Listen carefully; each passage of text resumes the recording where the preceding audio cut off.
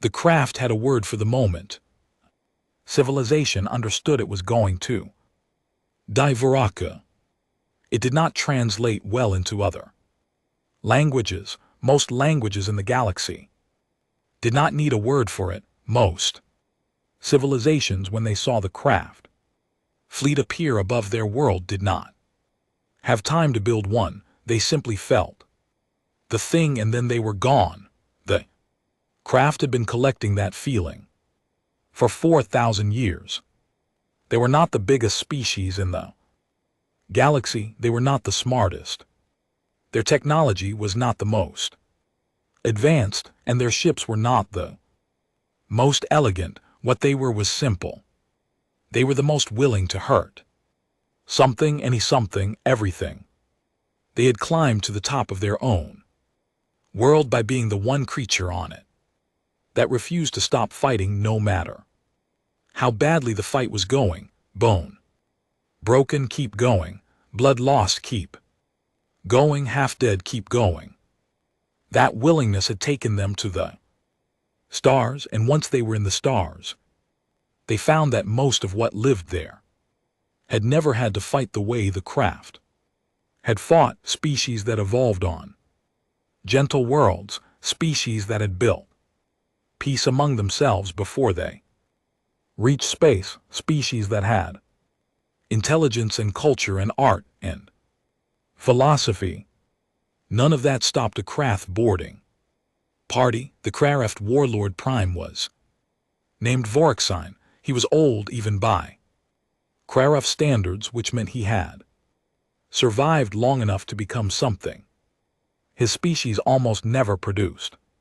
A strategist. Most craft commanders won by throwing bodies at a problem until the problem ran out of room to breathe. Vorksign won by understanding his enemies before he destroyed them. He was standing on the command deck of his flagship, the Bone Throne, when the report came in about the humans. His second in command, a younger male named Diarath, handed him the data tablet. Vorksign looked at it for a long time.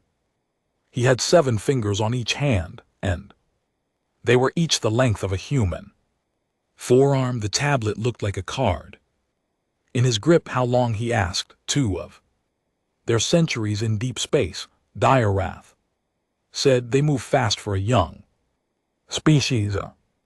Vorksign looked at the image of the human home world, blue and white, small. The species itself was smaller.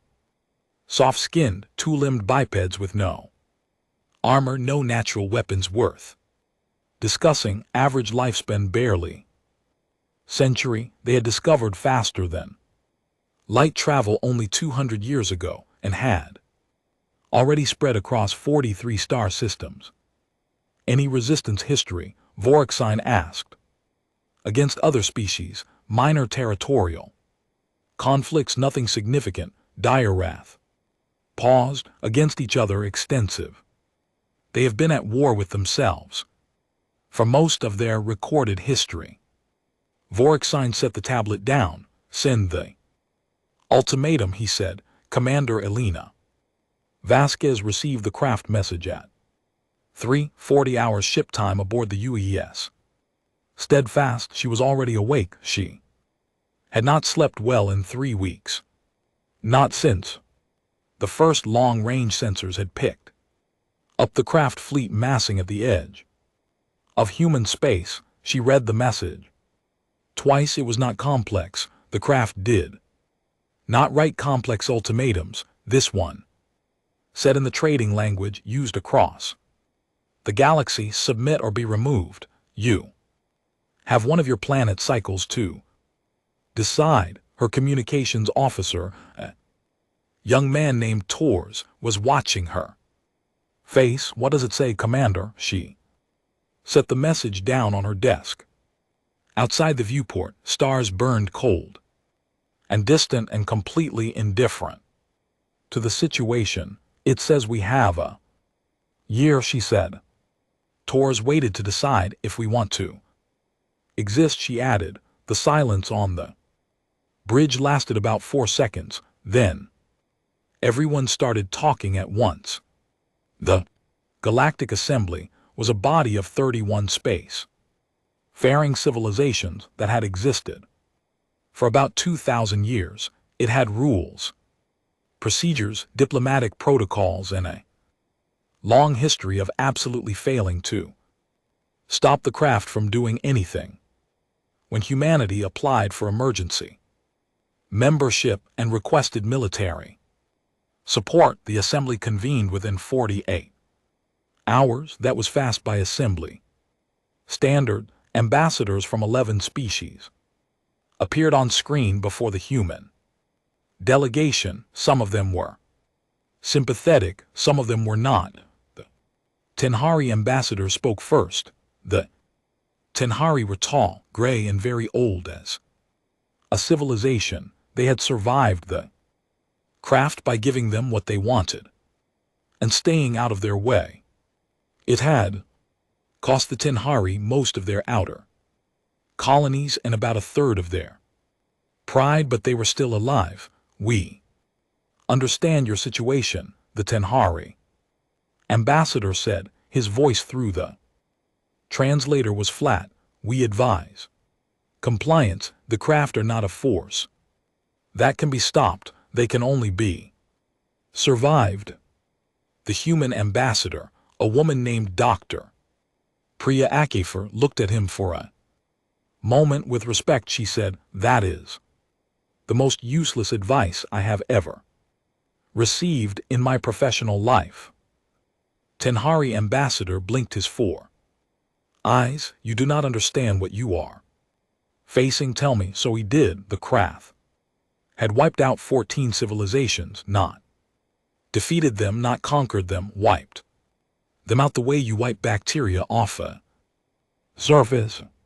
The Doroth had been a species of 8 billion across 12 worlds. Now they were a notation in assembly records and a series of ruins that the craft used for target practice. The Mavari had tried to fight. They had a strong military, good ships, brave soldiers. The craft had spent 11 years grinding them down planet by planet until the last Mavari city was rubble, and the last Mavari soldiers were fighting in the ruins with hand weapons. And then the craft had glassed the planet from orbit and moved on. The Stalin had tried to negotiate. They had offered resources, territory, labor, technology. The craft had taken everything they offered and then destroyed them anyway. The craft did not negotiate. They accepted tribute as a form of entertainment and then collected Varaka when they got bored.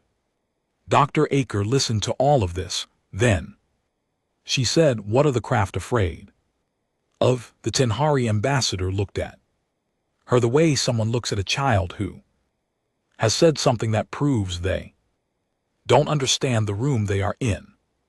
"Nothing," he said. "That is the point.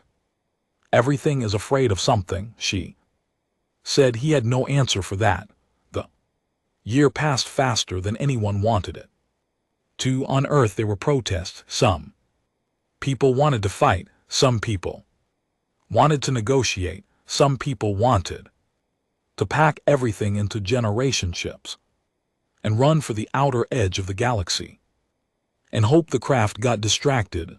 The debates were loud and sometimes violent and very human in the way that human debates tended to be, but the military kept building. Elena Vasquez spent the year doing 3 things: sleeping badly, reading every piece of craft military data the assembly had given humanity access to, and training. The craft fought in a specific way. They came in hard and fast, overwhelming the enemy's front line before it could organize. Their ships were heavily armored and carried enormous forward firepower. Their boarding troops were 7 to 9 ft tall, covered in natural bone plating under their armor and strong enough to tear through a steel door with their bare hands, they had never lost a major engagement.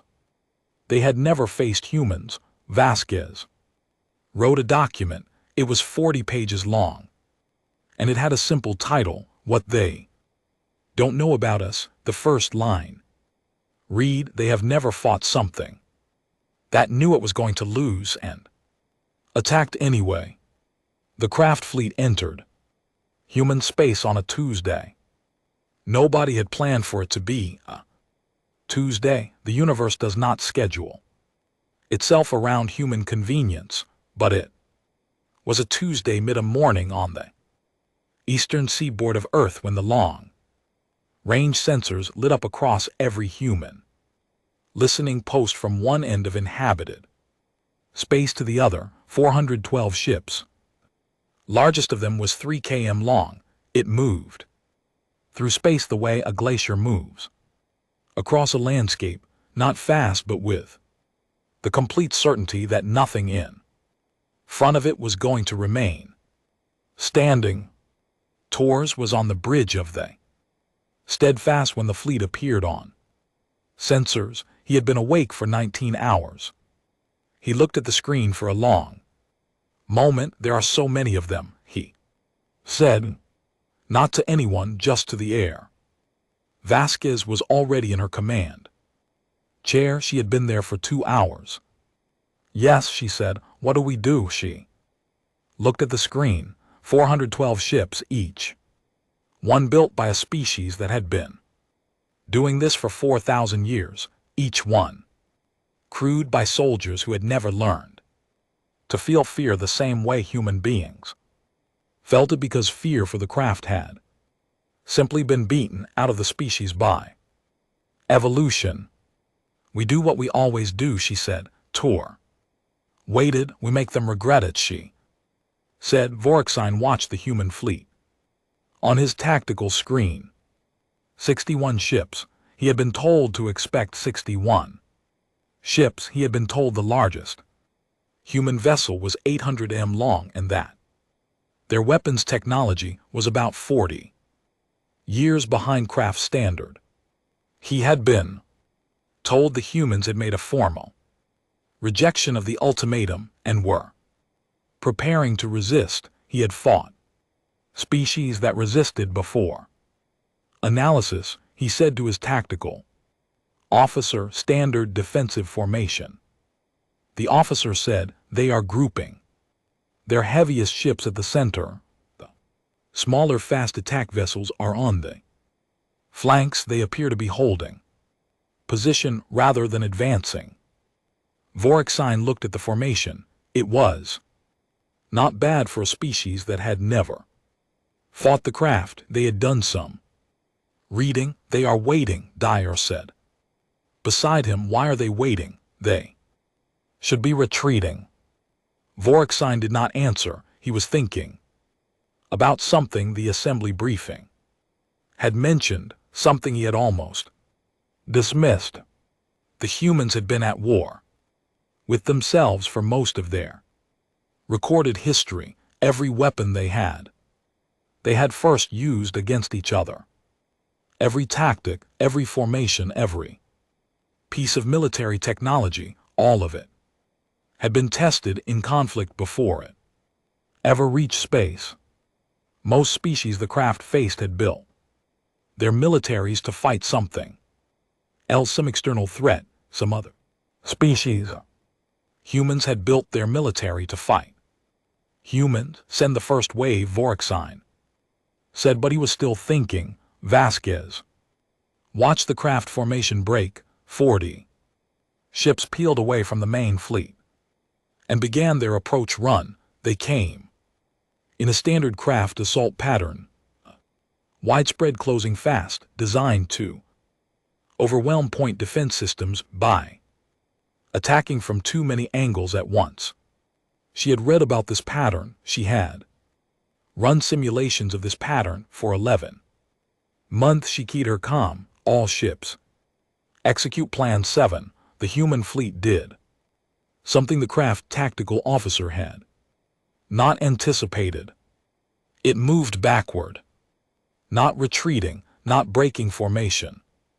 The entire 61-ship fleet began a controlled, coordinated withdrawal, pulling back at a specific speed, maintaining exact spacing between vessels. The craft assault wave followed. It would have been strange not to follow. The humans were running, except they weren't. They were pulling the craft assault wave into a corridor.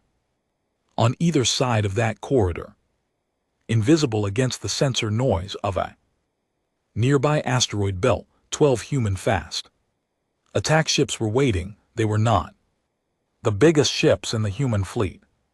They were not the most heavily armed, but they were fast, and they were carrying something the craft had not seen in the assembly's intelligence reports, because it had been finished 3 weeks ago. Vasquez said, "Fire."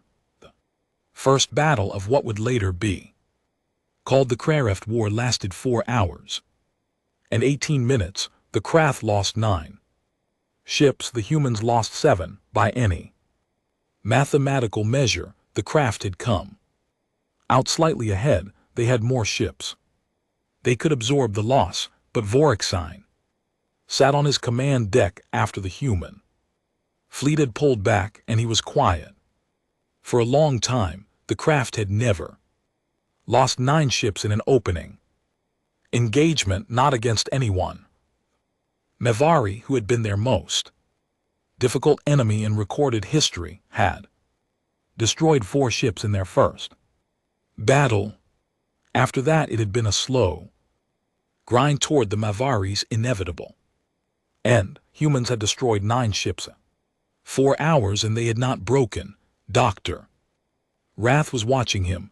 A setback, Dr. Rath said. "We have them outmatched 4-2. 1. We will grind them down." Vorexine did not respond. He was reading the tactical logs. He was looking at the moment the human ships had fired from the asteroid belt. He was running the calculation backward. He was understanding that the human commander had set that trap before the battle started, had planned it, had moved her whole fleet in a specific way to make it work. She had expected to lose ships. She had planned for it. She had decided in advance how many of her own people she was willing to lose to kill 9 of his, and she had executed that plan without hesitation.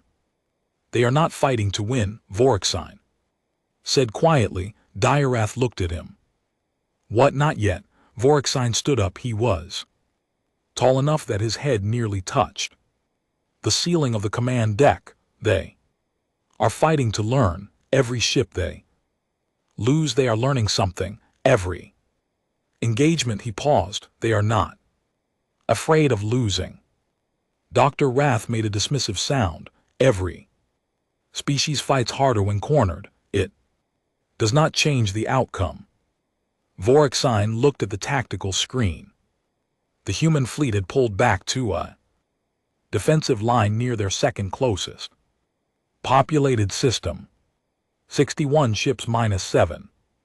Still in formation, still holding, not retreating to their home world, still fighting. "Get me everything the assembly has ever recorded about human military history," he said. "Everything, all of it." Diarath blinked. "That will take time."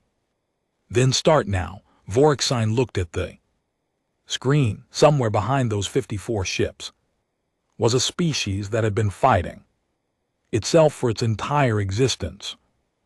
Species that had built weapons to kill other humans. A species that had written the word for fighting when you know you will lose into their history so many times. It was practically a cultural value. For the first time in his 700 years, Vorexine felt something he did not immediately have a name for. It sat in his chest like a stone.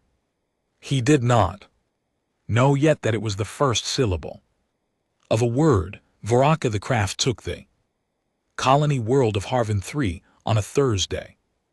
It took them 11 minutes. There was no Fleet defending it, no orbital guns, no. Resistance ships sitting in the dark, waiting to ambush them. The planet just sat there quiet, turning slowly in the light of its yellow star, and the craft descended without firing a single shot. Dyer walked through the colony's main settlement with 40 soldiers at his back, and found it empty. Not destroyed, not burned, not evacuated. In panic, with food still on tables and doors left open the way it looked when a population ran in fear. It was clean, orderly, the kind of empty that meant someone had made a decision, packed carefully, taken everything worth taking, and left. The streets were clean. The power was still running. Every door was locked. Dyer ordered his troops to break into the largest building, which appeared to be some kind of administrative center. They breached the door in the standard pathway, which involved 2 soldiers pulling it off its frame with their bare hands. Explosion that followed killed both soldiers and took out the front wall of the building. Dyer picked himself up off the ground. His armor had held. His ears were ringing. He looked at the smoke where the entrance used to be and understood what had happened. The humans had left, and they had left presence. It was the same on every colony world the craft took in the first 3 months. Empty settlements, sometimes lightly defended, with small units of human soldiers who fought from cover, inflicted casualties, and then disappeared before the craft. Numbers could surround them, never a fixed defense, never a line. The humans were willing to die holding just contact. Damage withdrawal, like being bitten by something you could not catch. Vorexine. Read the reports each morning. The casualty numbers were not catastrophic. The craft was still moving forward, still taking systems. By any map you could draw, they were winning. Human space was shrinking. The humans had lost 6 colony worlds and 2 mining stations, but the craft had lost in 3 months of what should have been a clean advance. 219 soldiers. 219 soldiers to booby traps, ambushes, remote detonations, hit and run engagements, and 1 incident in which a single human soldier in a powered suit had held a corridor on a mining station for 4 hours against a squad of 11 craft before the station's reactor had exploded, an explosion which analysis suggested was deliberate. Vorexine had read that report 3 times. 1 human, 4 hours, deliberate reactor detonation. He had finished reading the history of human warfare, all of it, thousands of years of humans fighting other humans. He had read about a battle on their home world centuries ago where 300 soldiers from a small nation had held a narrow mountain pass against an army of thousands and died to the last man and were still celebrated as heroes thousands of years later.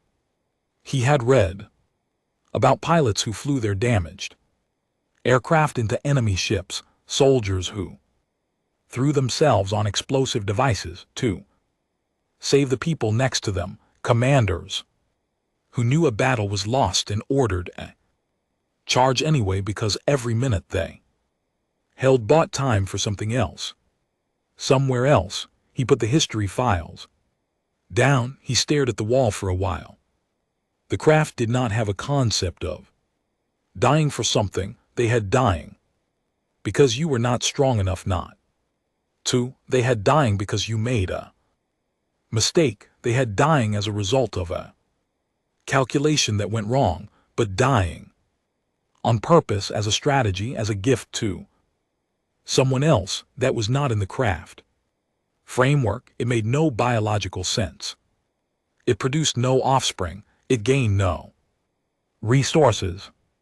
When a craft soldier was going to die, The craft soldier tried not to die. If they could not avoid it, they killed as many enemies as possible first. That was the whole of it. They treat their dead like currency, Vorksign said. Direwrath looked up from his meal. What, they humans? Vorksign was standing at the viewport. The stars outside were the same stars they always were. They spend their dead like money. They decide in advance what a death is worth, and they pay it if the price is right. That is not rational.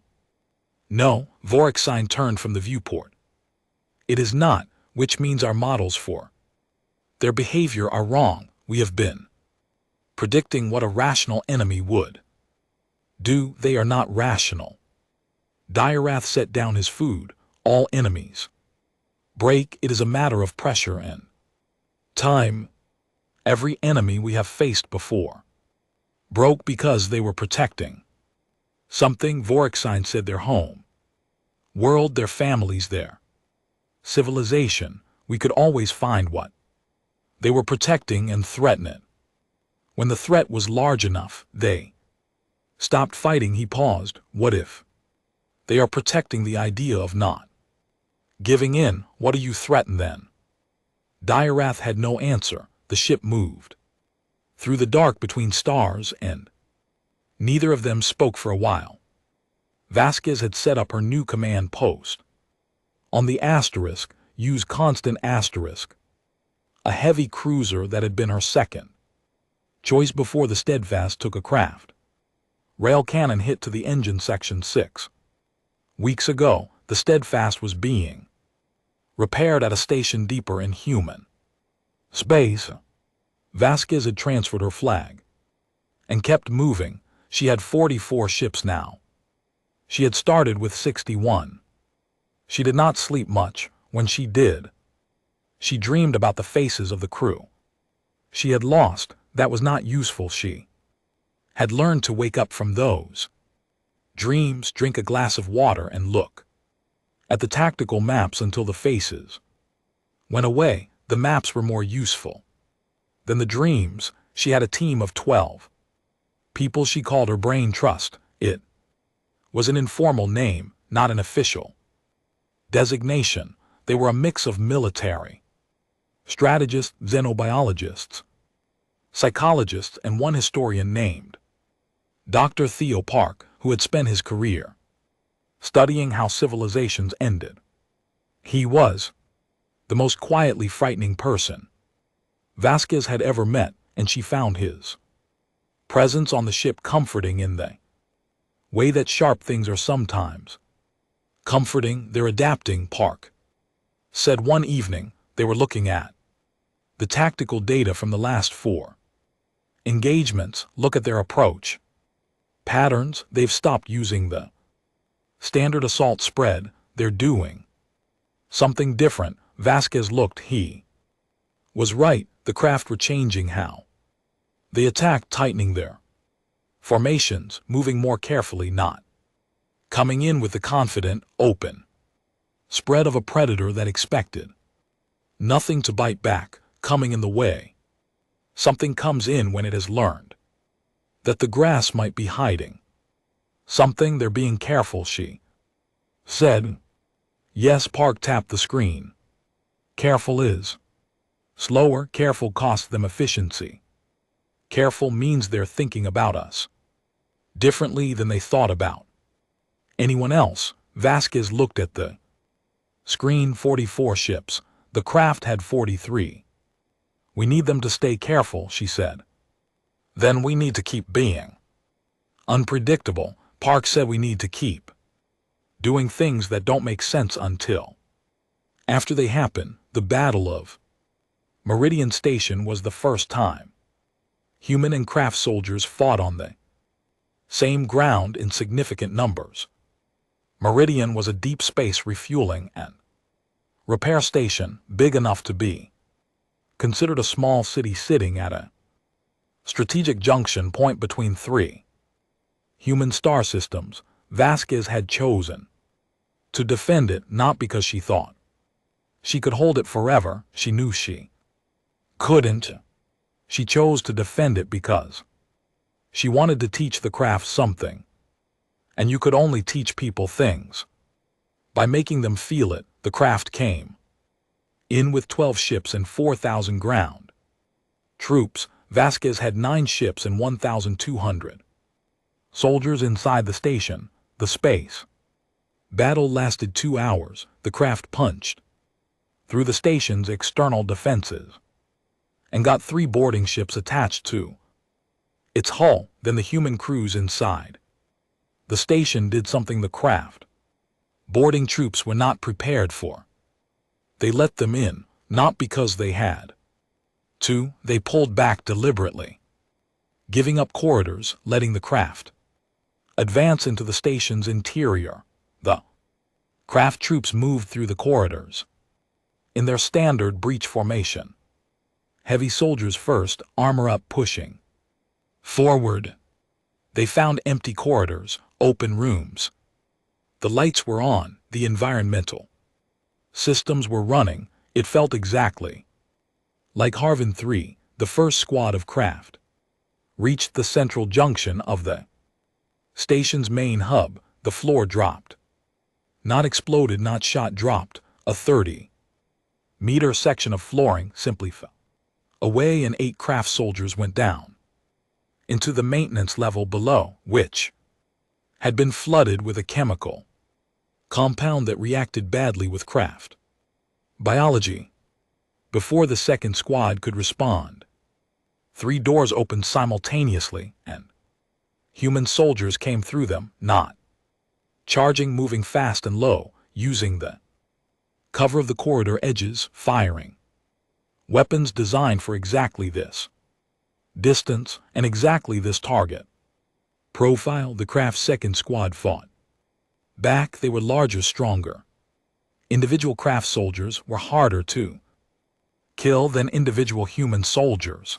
The biology was just different. A hit that would end a human fight kept going, but there were 200 humans in that station, and they had spent 3 months learning how craft troops moved, how they communicated, how they responded to contact. Vasquez had made every soldier in her command watch recordings of every craft engagement in the assembly's database. They had built replicas of craft equipment in training areas and practiced fighting around it. The craft troops had never seen humans fight before today. The battle inside Meridian Station lasted 9 hours. At the end of it, the craft had taken the station.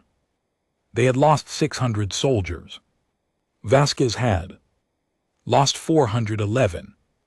She pulled her remaining forces out through a back docking bay in ships that had been prepositioned there 2 weeks ago. On her way out, she hit the switch that started the station's self-destruct sequencer. Meridian Station came apart in a quiet white flash that the craft flagship recorded on sensors. Where a strategic junction station had been, there was now a cloud of debris. The craft had spent 9 hours and 600 lives to take a piece of infrastructure that no longer existed. Vasquez looked at the flash on the screen. She did not say anything for a moment. 411, she said finally. The number hung in the air of the command deck. Torres, who was at the comm station, kept his eyes on his board. She took a breath, held it, let it go. Log it, she said, and get me a line to Admiral Chen. We have to talk about what comes next. Vorexine received the report on Meridian Station and read it standing up. 612 dead, the station destroyed. Humans had fought a losing battle for 9 hours, inflicted those casualties, and then burned down the building on their way out. He sat down. In 4,000 years of craft conquest, no enemy had ever forced a loss ratio of that type in a defensive engagement. They knew they would lose. The Mavari, the most difficult enemy in craft history, had Never once destroyed a captured installation before withdrawing. It had simply not occurred to them. When they Mavari lost a position, they retreated. They tried to take it back later. It was a rational response to a loss. This was not rational. He sent a communication to the Krath High Council, which he had never done before in the middle of a campaign. The Krara High Council existed primarily to sanction campaigns after they were won. Reporting problems to the High Council was something young commanders did. Before they learned not to, Vorexine did it anyway. His message was short. It said, the humans fight differently than any enemy in our history. I need more ships and I need more time. This will not be quick. The response came back in 40 hours. It said, you have what you have. Finish it. Vorexine read that response. Then he put it down and walked to the viewport and looked out at the stars. He had been doing this for 7 centuries, 40 worlds, 14 civilizations.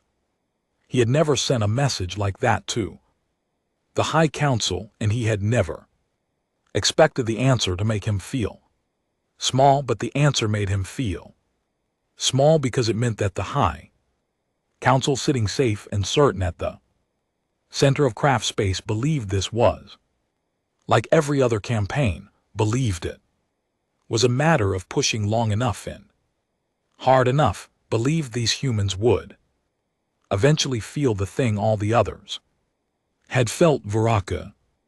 Vorexine was no longer certain that was going to happen. He was starting to wonder in the part of his mind that he was trained not to listen to if the opposite was possible.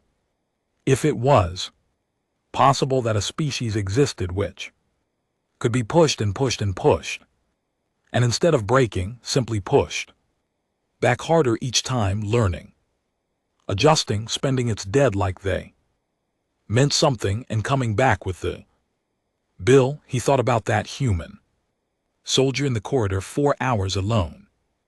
Then a deliberate explosion. What kind of species produces something like that? He didn't sleep well that night, which was new for him, which was, though he would not have used the word frightening. 6 months into the war, Vasquez stopped running, not all at once. It was not a dramatic decision made in a single moment. It was more like the way a tide turns, slow, inevitable, and only obvious in hindsight when you looked back at where it started. She had 41 ships. She had lost 3 more since Meridian. She had also in those 6 months learned things about craft fleet movements that she could not have learned any other way. You had to be in the fight to learn them. You had to absorb the hits and study what came before them. The brain trust had been working around the clock, and Dr. Park had 17 whiteboards in his cabin now, all covered in notes, and he only slept when someone physically turned his lights off. What they had found was a seam. The craft fleet was enormous. 400 ships do not run on confidence alone. They run on fuel, ammunition, replacement parts, food for troops, medical supplies. A 400-ship military operation produces a logistics train that stretches back thousands of light years to the craft home systems. That logistics train has to move through space on a schedule because 400 ships cannot wait. They have to keep pushing.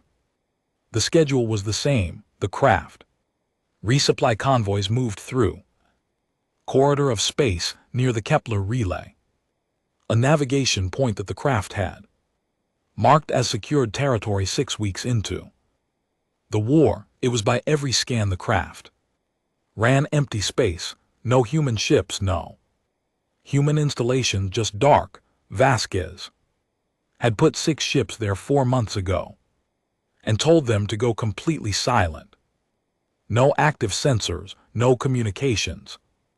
Nothing that could be detected, just sit, wait, watch. They had watched 31 craft convoys move through that corridor. They knew the schedule. They knew the ship counts. They knew the sensor sweep patterns the craft escort vessels ran and exactly how long each sweep took and exactly what the blind spots were. Vasquez looked at the plan. Her team had built and felt something she had not felt in 6 months. Possibility. We hit Convoy 14, she said. It's the biggest and it's carrying propulsion components for their main battle group. They lose those parts, they lose maneuverability for 6 weeks minimum, while they wait for replacements. Park looked at the plan. If they trace the attack back to us before we're gone, we lose those 6 ships. Yes, and we lose the intelligence advantage. They'll change the convoy routes. Yes, Vasquez looked at him. We've learned what we can learn from watching. Now we have to start making them react to us instead of the other way around. Park looked at the plan for a moment longer. All right, he said. The attack on craft Convoy 14 lasted 8 minutes. The 6 human ships came out of their silence like something waking up, angry, hit the convoy from 3 angles simultaneously, destroyed the 4 escort vessels before the craft could organize a response, and then turned their weapons on the cargo ships. 7 of the 9 cargo ships were destroyed. 2 escaped. The humans were gone before any response fleet could get close. Total human losses: none. Vorexine read the report and threw the tablet across his command deck. It hit the far wall and cracked. Dire wrath. Watch it fall to the floor, he said. Nothing. Vorexine stood in the center of the room with his fists closed and breath. The loss of those propulsion components was significant but manageable. Replacement parts were already being rude. What was not manageable was the implication. Those ships had been sitting silent in what should have been secured space for months. Patient watching. He had never heard of an enemy doing that before. Every species the craft had fought had used their forces actively, had sent scouts they could detect, had built defenses they could find and destroy. These humans had used their ships like held breath. They were there the whole time. Direth said yes. How many other positions like that are there? Vorexine did not answer because the answer was that he did not know, and not knowing was new and had an unpleasant texture to it. He changed the convoy routes. He added more sensor sweeps. He pulled 2 ships off the front line and turned them into dedicated patrol craft for the supply corridor. Then he got a second message from the High Council. It said, the campaign is taking too long. Take a human population center. Make an example. End this. He read it twice. He understood what it meant. The High Council was impatient. The High Council wanted to see the look on humanity's face that they had seen on every other face. They wanted Voraka. He pulled up the map of human space and found a target. The planet was called New Carthage. It had a population of 600,000. It was not a military target. It had no strategic value. It was a farming colony, mostly flat land, lots of grain, some cattle, a few small cities, the kind of place that exists in every civilization's expansion. Not glamorous, not important, just people living their lives far from anywhere that mattered. Vorexine chose it because it was close to the front line and lightly defended. He did not enjoy this part of the work. This was not something he would have admitted to Dr. Rath or to anyone else, but it was true. He was a soldier. He had been built by his life to destroy military forces. Burning farms felt like something else, something that did not sit clean. But the High Council had spoken, and the High Council did not ask how things felt.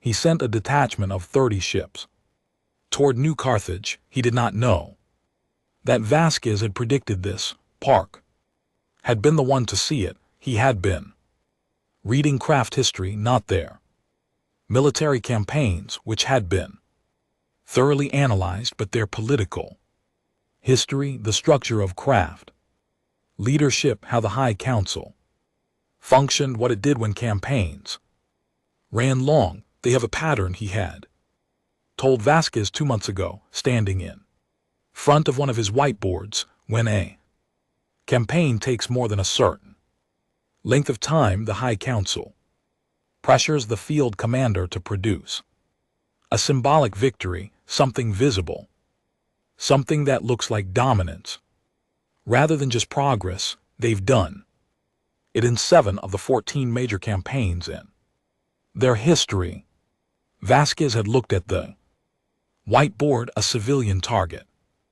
Yes, usually the closest significant population center that can be hit without diverting too many forces from the main push. She had looked at the map for a long time. New Carthage, she said. That would be my guess. Park said, it's close, it's soft, and it's visible enough to be a statement. Vasquez had started making calls that same day, quietly, without logging the orders. The main command record, because the main command record could theoretically be captured and read. She had moved civilian evacuation through New Carthage over the following 6 weeks, slow enough not to look like a sudden panic departure, fast enough to move 400,000 people off planet before the craft arrived. The remaining 200,000 were military volunteers and a portion of the population who had refused to leave, and those people had been given the choice 3 times, and on the 3rd time, Vasquez had stopped asking. Underneath the farms in the flat land of New Carthage, human engineers had been working for 2 months. The craft detachment arrived at New Carthage and immediately detected the population reduction. Sensors showed significantly fewer heat signatures than recorded. Population data suggested the detachment commander, a mid-rank officer named Scar, sent an alert back to Vorexine and then decided to proceed. It looked like a partial evacuation. Some people had run, some had stayed. This was normal. This was what civilians did. He brought his 30 ships into orbit. His ground forces began their descent. Landing craft, standard approach 40 degrees. Entry, dispersed formation, each craft carrying 100 soldiers. The landing craft were about 300 m above the surface when the ground opened up. Not in one place, in 40 places. Simultaneously. Launch tubes installed over 2 months of careful work fired surface-to-air. Weapons straight up, 19 craft landing. Craft were destroyed before they reached the ground. The soldiers who survived the landing hit the surface and found it defended, not by a militia, not by civilians with light arms, by soldiers dug in, prepared. Every field and every street and every building had been turned into a defensive position. Scar pulled his ships into attack formation and began orbital bombardment to support the ground troops. The bombardment hit decoy positions. The human soldiers had been moving since the craft landed, shifting, never staying where they were when the last scan was taken. The orbital guns were firing at empty trenches and abandoned buildings and carefully constructed false heat signatures. The ground battle lasted 2 days. Then Vasquez arrived. She had been waiting at the edge of the system with 20 ships outside craft sensor range. When the craft detachment was fully committed to the ground operation with its attention split between the surface fight and the orbital support, she brought her fleet in from behind the planet's moon, 20 ships against 30. Better odds than she had worked within months. The battle in orbit lasted 6 hours. The craft lost 19 ships. Vasquez lost 4. The 11 remaining craft ships broke off and ran. In craft history, going back 4,000 years, a craft military force had never broken off and run from a human-sized engagement. Vasquez watched them go on her tactical screen. The bridge of the constant was quiet, the kind of quiet that has weight in it. Tor said very softly, "Did we just—" "Yes," Vasquez said. "News travels fast in a galaxy that has had faster than light communication for 2,000 years. The Battle of New Carthage was in assembly channels within 18 hours. Within 48 hours it had been transmitted to every member civilization's news network. Within a week it was the most discussed event in the assembly since the craft had first appeared at the edge of known space. The Tenhari ambassador, the same one who had told Dr. Akifer that the craft could only be survived, requested an emergency session. At that session he said something that no Tenhari official had said out loud in recorded memory. "We would like to discuss the possibility of material support for humanity's defense effort." Dr. Akifer, who had been sitting in assembly sessions for 6 months, listening to politely worded expressions of sympathy that came with absolutely nothing attached to them, looked at the Tenhari ambassador for a long moment. "I thought the craft couldn't be stopped," she said. "Only survived." The Tenhari ambassador had the good grace to look like he understood the rebuke. "We may have been working from incomplete information," he said. 2 other member civilizations made similar offers before the session ended. Small things: fuel supplies, access to repair facilities outside human space. Nothing that constituted an alliance, nothing that put anyone else in the direct path of the craft response. But something had shifted. The assembly had spent 4,000 years understanding that the craft were the most dangerous thing in the galaxy. That understanding had been the background radiation of galactic politics for longer than most current civilizations had been in space. It was the thing everyone knew and no one argued with, because arguing with a fact was pointless. New Carthage had cracked the fact, not broken it, not disproved it, just put a hairline fracture in it that let a little light through. Vorexine received the report on New Carthage alone. He had asked Dirath to leave the command deck. He had not explained why, and Daira had not asked. He read the numbers: 19 ships destroyed, 11 in retreat. The ground operation failed. The human population largely already evacuated when the craft arrived. She had known he was coming.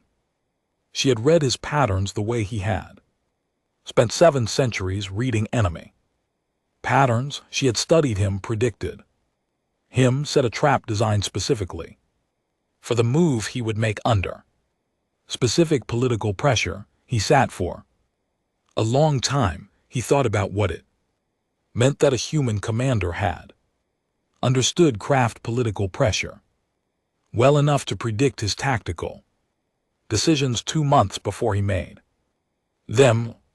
It meant she had studied the craft the way the craft studied prey. It meant she did not think of the craft as an Unstoppable force, she thought of the craft as a problem. Vorexine had destroyed 14 civilizations. In all that time, no enemy had ever treated the craft as a problem to be solved. They had treated the craft as a disaster to be endured or escaped. This human woman was treating him like a puzzle, and she was solving it. He pulled up his communication terminal and started composing a message to the High Council, not a report, a recommendation. It said we should discuss terms. He deleted it. He wrote it again. He deleted it again. He sat in the dark of his command deck for a very long time. And then he made a different decision.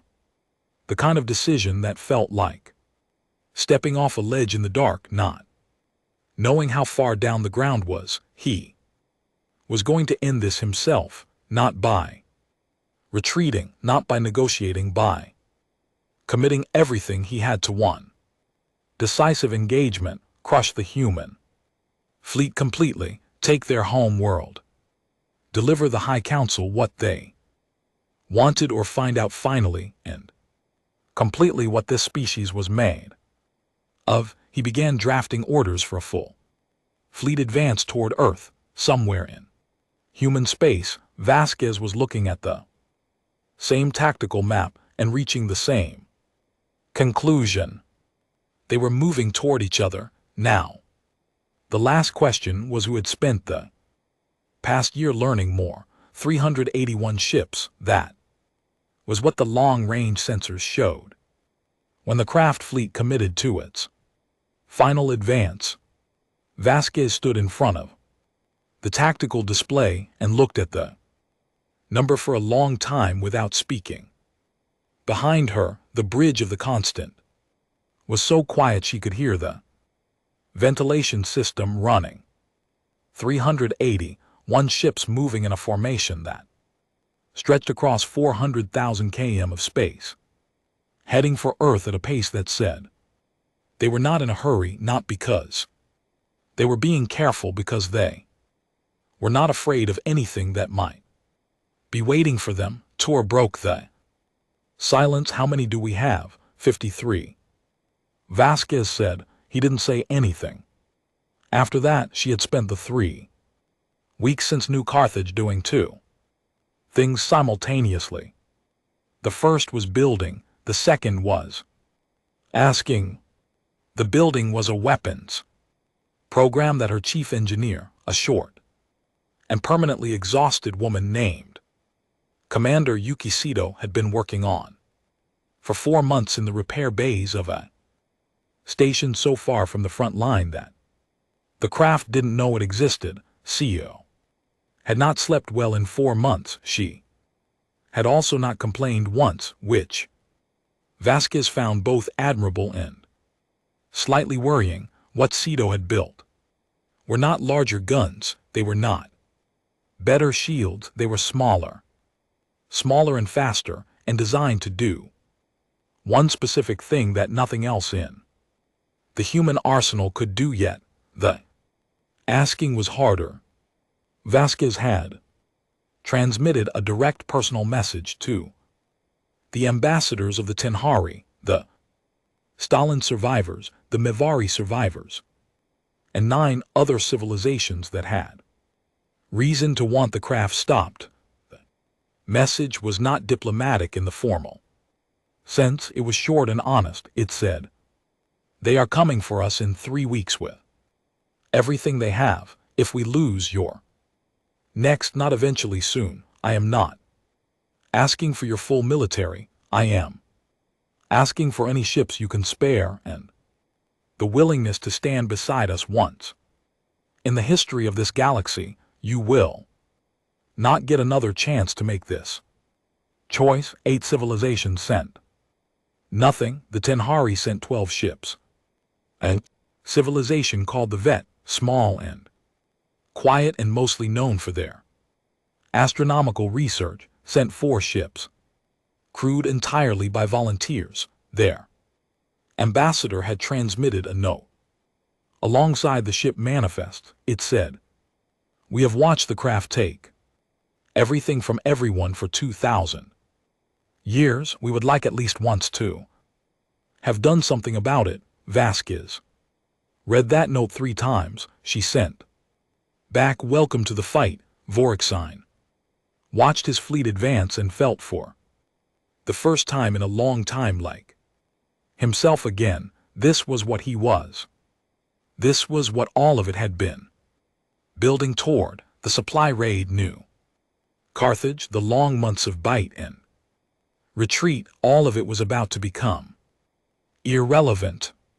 He had 381 warships, and the humans had, according to his best intelligence, somewhere between 50 and 60, even with the Tenhari ships and whoever else had answered their request. They could not reach numbers that made this survivable for them. The math was simply the math. He stood at his viewport and watched his fleet move through space and let himself feel good about it just for a moment. Dr. Rath was at the command console running final checks. All ships confirm advanced formation. Estimated contact in 19 hours. Good. The High Council has been monitoring our position updates. They are pleased. Vorexine almost smiled at the pause around that word. The High Council being pleased was a sensation he had not experienced in some month. They should be, he said.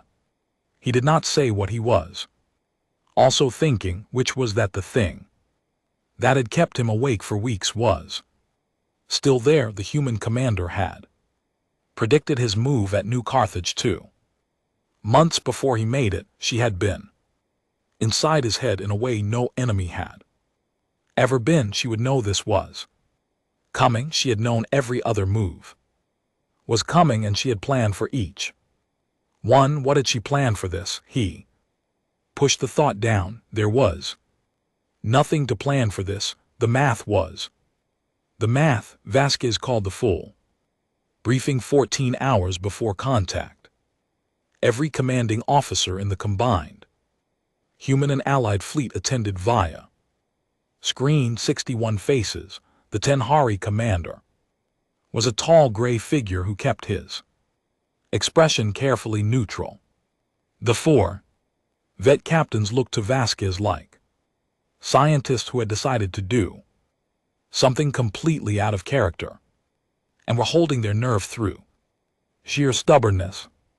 She liked them immediately. She stood in front of the tactical map and explained the plan clearly and without decorating it. They are going to hit us with everything, she said. We are not going to let them. She moved through it step by step. The human fleet would not form a standard defensive line. A defensive line against these numbers was just a slower way to lose. Instead, the fleet would split into 7 groups and operate independently, each one with its own target assignments and its own authority to maneuver. No central formation to break, no single point to overwhelm. 7 separate problems.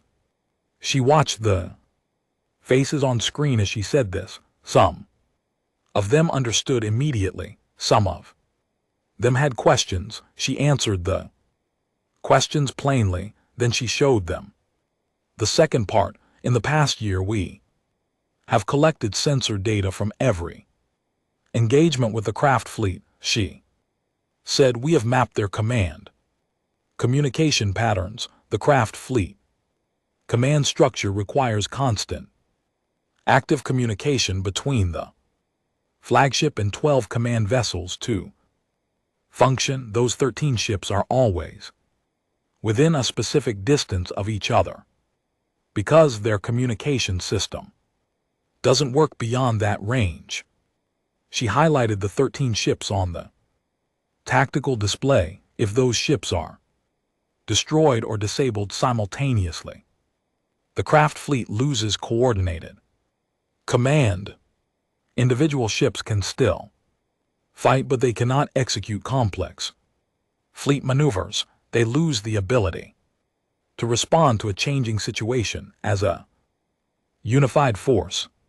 She paused. We have been building weapons specifically designed to hit those 13 ships at the same moment. See those weapons for months of no sleep. The Tenhari commander spoke. His translator made his voice flat and precise, destroying the flagship while the Warlord Prime is aboard would require penetrating the heaviest armor in the craft fleet. Yes, Vasquez said. That is extremely difficult. Yes, what are the chances your weapons succeed? Vasquez looked at him. Better than the chances of us winning a straight fight against 381 ships. He was quiet for a moment, then he nodded once. Proceed, he said. The battle began the way craft battles always began, fast, loud, overwhelming. The craft fleet came in with its forward ships firing before human vessels were even fully in range, filling the space ahead of them with weapons. Fire the way you fill a room with light, not aimed at specific targets yet, just establishing presence, establishing dominance, making the space in front of them feel owned. It had worked for 4,000 years. The human fleet did not form up to receive the charge. It scattered 7 groups, peeling away in 7 directions, each one moving with purpose rather than panic, each one already heading toward its assigned position. The craft formation designed to crash through defensive line hit empty space. Vorexine saw it immediately. Adjust formation. Pursue Group 3 and Group 7. Those are the heaviest. The human groups had already changed direction. The next 4 hours were unlike any battle Vorexine had ever fought. The craft fleet was enormous and powerful and completely unable to bring that power to bear cleanly, because every time a craft formation organized to pursue one group of human ships, 2 other groups were already attacking from a different angle. The human ships were not trying to destroy the craft fleet. They were trying to keep it moving, reacting, constantly turning, constantly reforming, burning fuel and focus and response time, keeping it busy. Vorexine was issuing orders at a pace he had never had to work at before. The command deck felt like a different place than it normally felt. Loud, hot, 3 different tactical officers talking at once. He did not see Cito's weapons coming. Nobody did, because that was what they were built for. They were small, smaller than standard missiles. They moved faster than anything in the craft sensor library, and they were coated in a material that scattered sensor returns. They had been launched from 6 different human ships at 6 different moments over the past 2 hours, aimed at pre-calculated intercept positions, not chasing their targets but arriving where their targets would be. 12 of the 13 command ships were hit in a window of 4 seconds. The 13th took an additional 8 seconds because its captain had moved it slightly out of predicted position. Flagship the Bone Throne took 4 simultaneous impacts on its command section. Vorexine was thrown across the command deck. He hit the far wall and dropped. The lights went red. Noise was enormous, and then it was not. In the way that very loud things leave a silence behind them, he lay on the floor of his command deck and looked at the ceiling. Diarath. He turned his head. Diara's console had taken a direct hit. There was nothing there worth looking at. Vorexine looked at the ceiling again. His ears were ringing. His left arm was broken. He could tell by the way it sat when he Tried to move it, he got up anyway. Without coordinated command, 381 craft. Ships became 381 individual decisions, happening simultaneously with no shared logic. Some captains pushed forward aggressively, some pulled back to regroup, some tried to protect the damaged flagship, some tried to find the human ships that had fired the weapons. They got in each other's way. Friendly fire incidents broke out in two sectors of the battle as craft ships maneuvered without knowing where their own forces were moving. Vasquez had been waiting for this exact moment. All groups execute phase 2. The 7 human groups stopped scattering. They turned all of them at once from 7 different angles, driving into the disorganized craft formation with every weapon firing. The next 2 hours were the most brutal of the war. The craft ships were still powerful. Individual craft captains were still good. Many of them found each other and formed up in small groups and fought with everything they had, but they were reacting to humans. Now, Vasquez dictated where the fight went to. She had spent a year learning to react to the craft. She had spent that same year building the ability to do this, to make them react to her instead. Every human group knew where the other 6 were. The craft did not know where anything was. The asterisk constant took 3 hits. One of them opened a section of the crew deck to space. Vasquez felt the ship shudder under her feet and kept issuing orders to bleeding from a cut on his forehead. Kept his hands on his board and kept working. It was not clean. It was not how battles looked in simulations. It was loud and costly and terrifying, and it kept going long past the point where Vasquez had started losing track of which ships had gone silent on the comm network. She did not look at the casualty list. Not yet, not now. Later, Vorexine restored partial command communications 90 minutes after the strike. In those 90 minutes he had lost 63 ships. He had his remaining officers gather what data they could while he stood at the damaged viewport of the bone throne with his broken arm held against his side. The viewport had cracked but not failed. He could see the battle through it, the distant flashes of destroyed ships, the movement of forces in the dark. The human fleet was smaller, slower than it had been. Some of them were barely moving, holding position and fighting through damage. But they were not breaking. He thought about giving the order to push through, to lose whatever he had to lose to take Earth the way the High Council wanted. He had the numbers still. He could do it. He stood at the cracked viewport and did the honest calculation.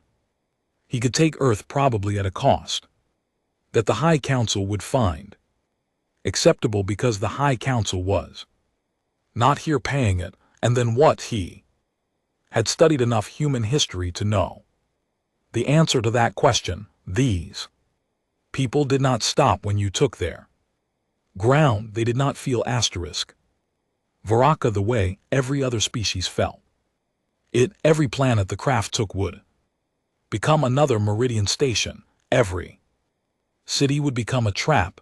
Every corridor would be another human soldier willing to hold it alone for 4 hours.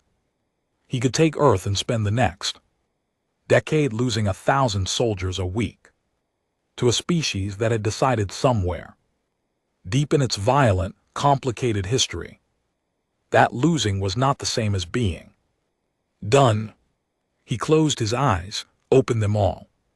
Ships, he said into the command channel, his voice flat and clear and completely without expression. Disengage, withdraw to rally point 7. There was a pause on the channel. His Captains had never heard that order before, not one of them in all their years of service had ever heard a craft fleet ordered to withdraw. Warlord Prime, the voice was one of his. Senior captain's a veteran, please. Confirm. Confirmed, Vorexine said, disengage.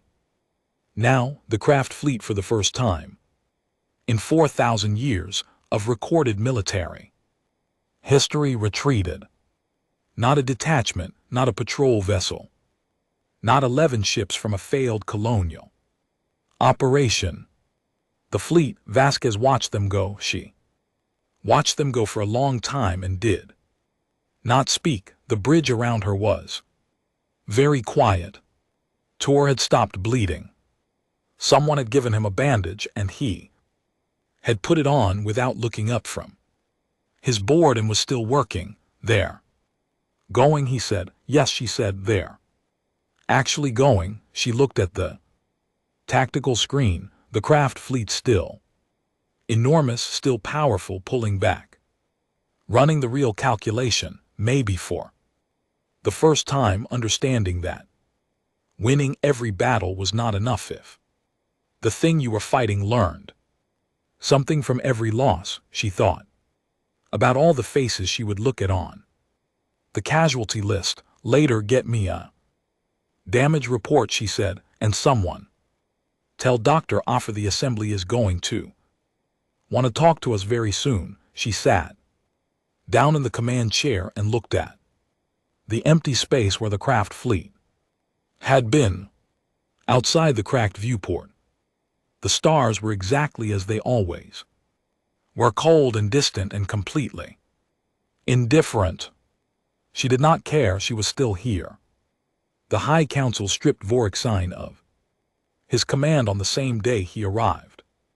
At the rally point, they did not wait for a report. They did not ask for an explanation. Snorts, the message was waiting for him when the asterisk bone throne limped into Krath space with its cracked hull and its dead and its broken warlord, and it said in the flat official language of Kraref governance, you are relieved. Report to the council chamber. Your fleet is transferred to Warlord Prime Harak. He read it standing in the same spot where Daira used to stand. He stood there for a while.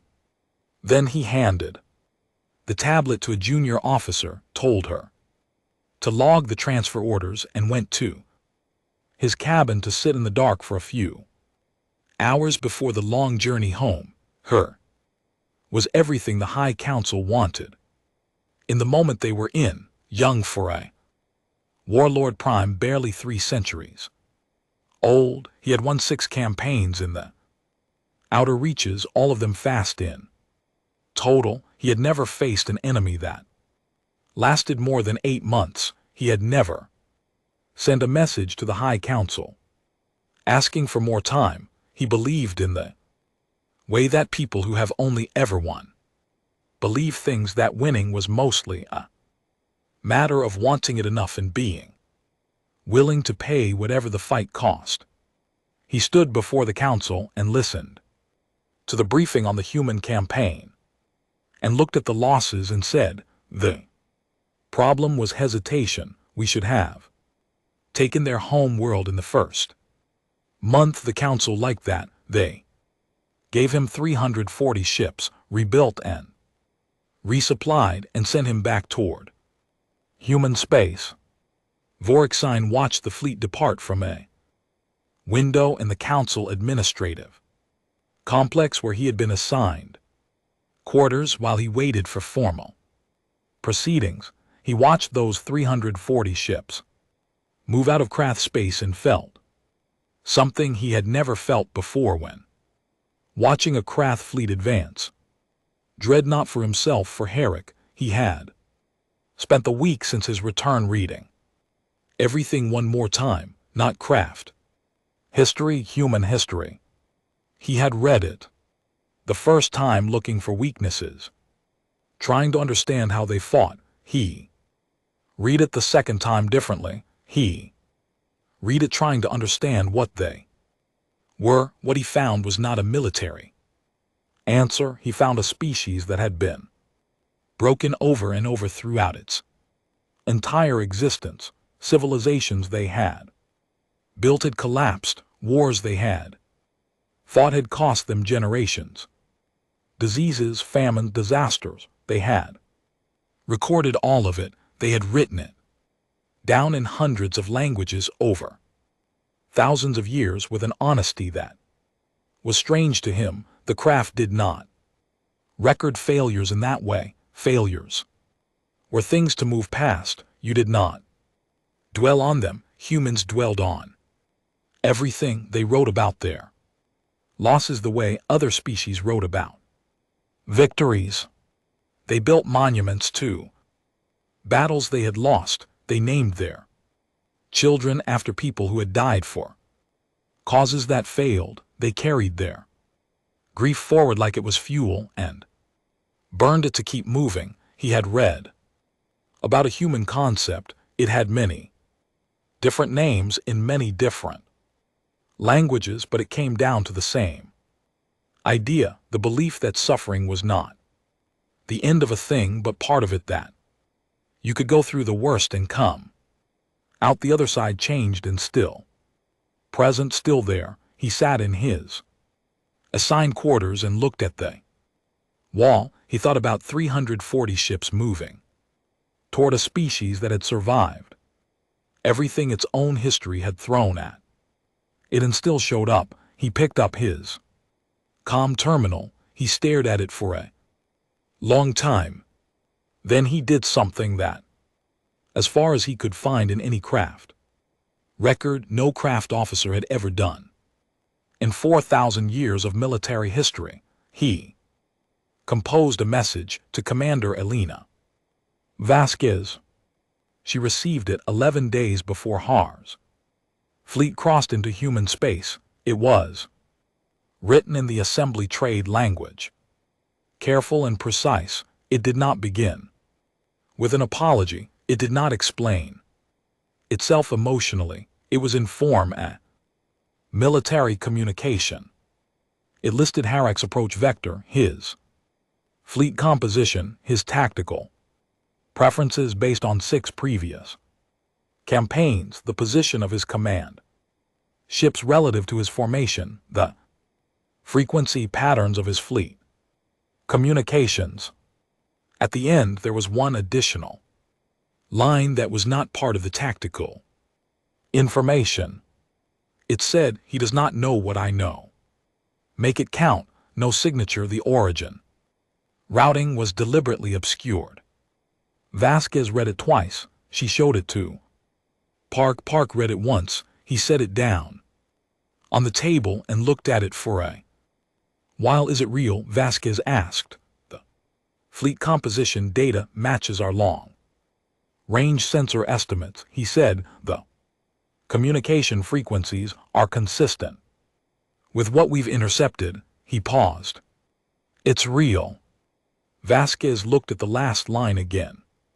"He does not know what I know. Make it count." She thought about an old craft soldier who had spent 7 centuries winning everything, who had read all of human history, who had retreated for the first time in his life and been punished for the only honest decision he had made in the whole campaign.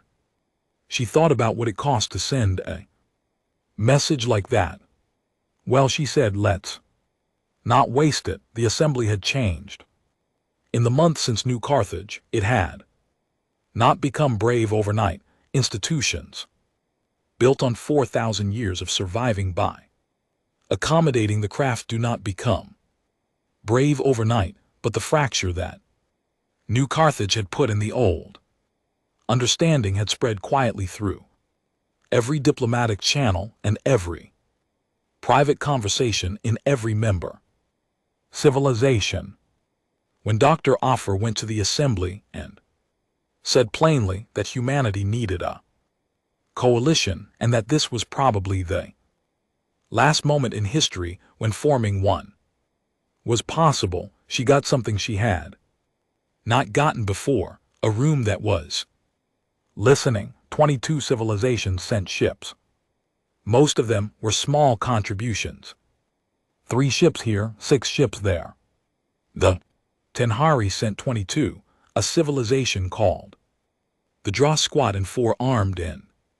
Ferociously Proud sent 15 ships and a message that said simply, "We have been waiting for someone to do this first." The combined fleet that met Harrex's 340 ships numbered 186. Still outnumbered. Still showing up, Harrex's first mistake was his formation. He brought his fleet in the way he had always brought his fleet, in fast, overwhelming, confident. A broad assault spread designed to crash through resistance and keep going.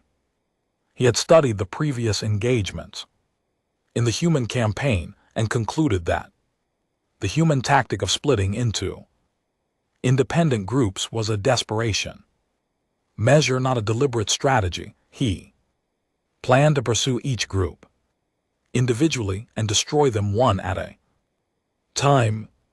It was a reasonable conclusion from the available evidence. It was completely wrong. Vasquez had known his command ship's position before the battle started. She had known his communication frequencies. She had known from the tactical information in the unsigned message that Herrick kept his command ships tightly grouped at the center of his formation because he believed the center was the safest place and because he had never had a reason to think otherwise.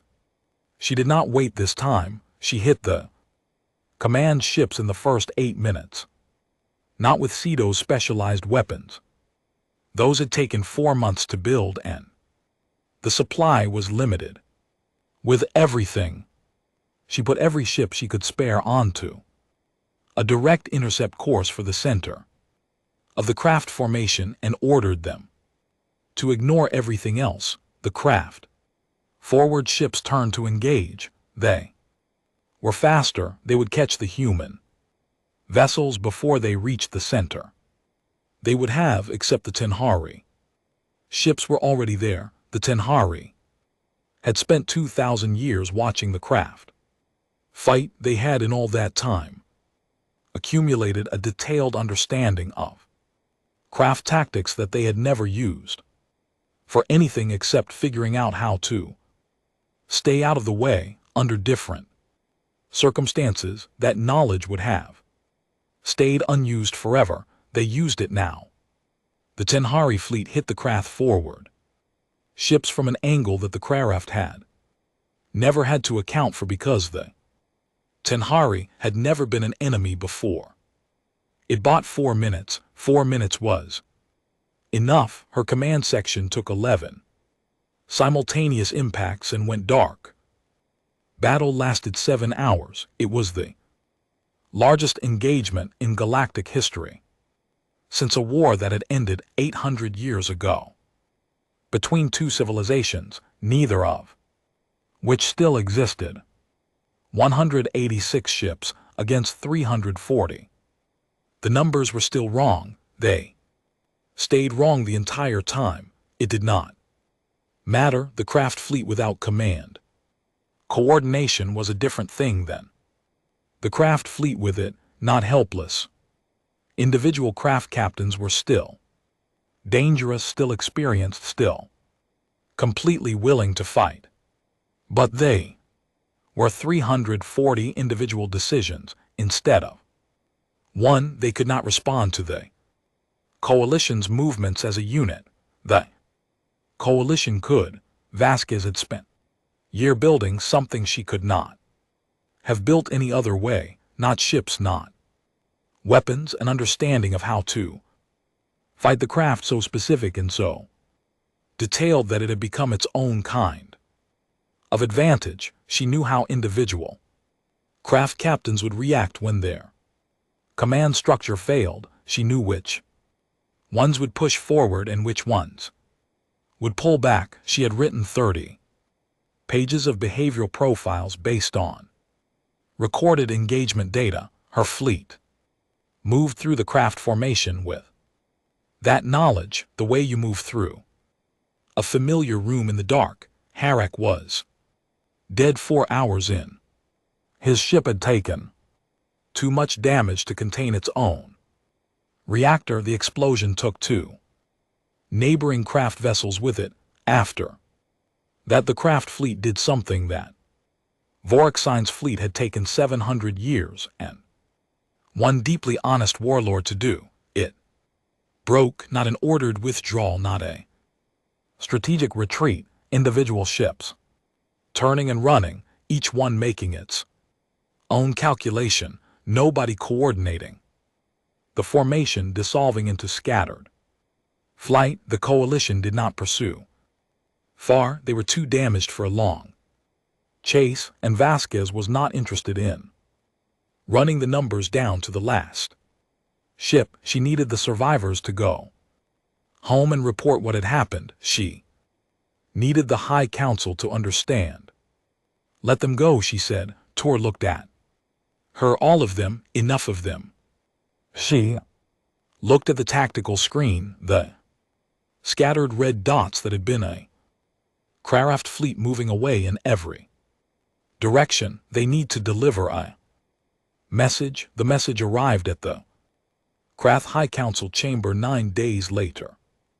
It was not a formal communicate. It was the accumulated sensor logs and combat records of 131 surviving craft captains, each one reporting independently, each one describing the same thing from a different angle. The High Council read the reports in session, then they sat in silence for a while. Of the 340 ships Harek had taken to human space, 49 had made it back, 218 were destroyed.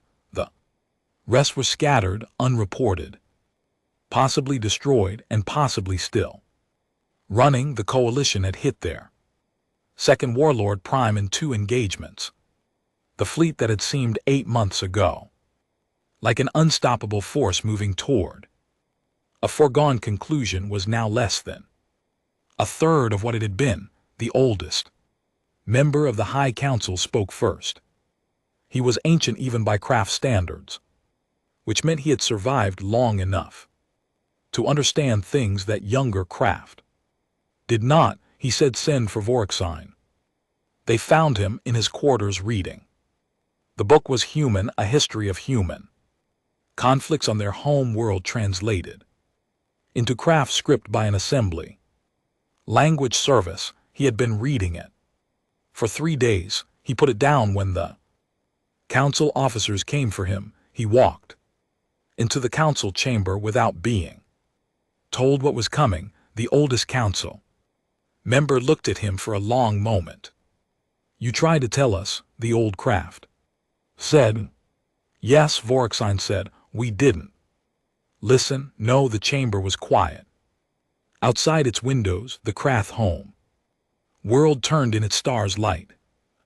Beautiful world, old, scarred by the wars that had made the craft what they were, but still standing, still full of people going about their lives. Vorexine looked at it through the window. "What do you recommend?" the old council member asked. It was the first time in 4,000 years that the High Council had asked a field commander that question about a campaign against a species that was still alive and fighting. Vorexine thought about Elena Vasquez. He thought about the human soldier who had held a corridor alone for 4 hours.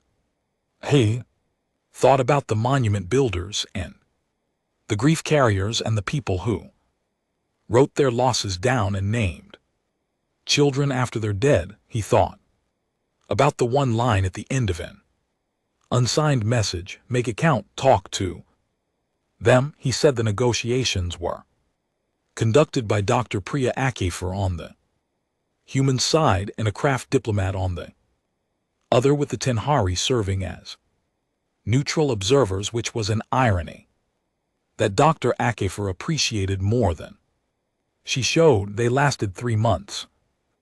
Final agreement was not a craft.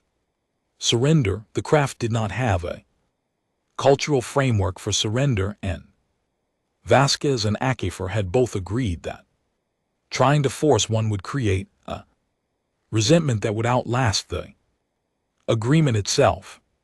Instead, it was a cessation of hostilities, a return of occupied territories, and a framework for future contact. It was not a perfect agreement. No agreement that ends a war between species who nearly destroyed each other can be perfect. It had gaps and weaknesses and things both sides had argued about until everyone in the room was exhausted. It was, however, real. Dr. Akifer signed it in the assembly chamber on a Tuesday, which seemed appropriate. Vorkstein watched the signing from Kraft space on a broadcast screen. He was no longer in his quarters. He had been returned to a role that was something between advisor and historical curiosity. The High Council listened to him now in a way they had not listened to him during the campaign.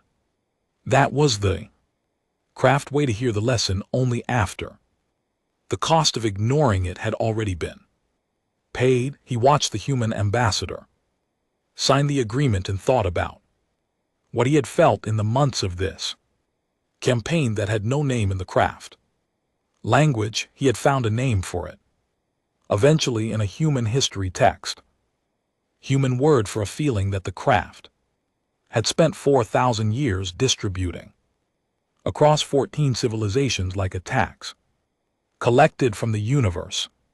Humility, not weakness, not defeat in the sense he had always understood defeat, something else, the particular kind of clarity that came from facing something you could not simply overpower and having to become different because of it.